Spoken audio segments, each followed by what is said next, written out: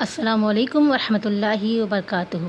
ابتدا ہے اس رب کریم کے نام سے جو کہتا ہے ہو جا تو ہو جاتا ہے۔ لیلۃ القدر، نشانیاں اور علامات۔ اور اگر ہمیں یہ معلوم ہو جائے کہ آج لیلۃ القدر ہے تو ہمیں کیا مانگنا چاہیے، جانیے اس ویڈیو میں۔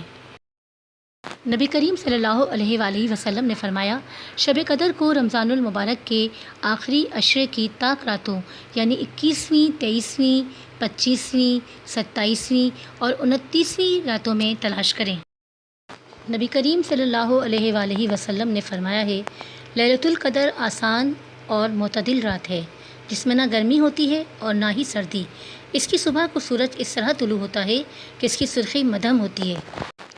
رسول اللہ صلی اللہ علیہ وآلہ وسلم نے فرمایا، جو لیلۃ القدر میں ایمان و احتساب کے ساتھ نماز میں کھڑا رہے اس کے بھی اگلے تمام گناہ معاف کر دیے جاتے ہیں۔ رمضان آیا تو رسول اللہ صلی اللہ علیہ وآلہ وسلم نے فرمایا، تم پر یہ مہینہ آ گیا اور اس میں ایک رات 1000 ماہ سے افضل ہے۔ جو اس سے محروم ہو گیا وہ خیر سے محروم ہو گیا۔ اس کی بھلائی سے وہی محروم رہے گا جو واقعتاً محروم ہے۔ شب قدر کا وظیفہ۔ حضرت عائشہ صدیقہ رضی اللہ تعالیٰ عنہا سے روایت ہے کہ میں نے رسالت مآب صلی اللہ علیہ وآلہ وسلم سے عرض کیا، شب قدر کا کیا وظیفہ ہونا چاہیے؟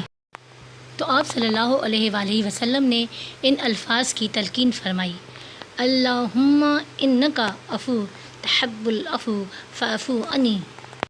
ترجمہ، اے اللہ تو معاف کر دینے والا اور معافی کو پسند فرمانے والا ہے، بس مجھے بھی معاف فرما دے۔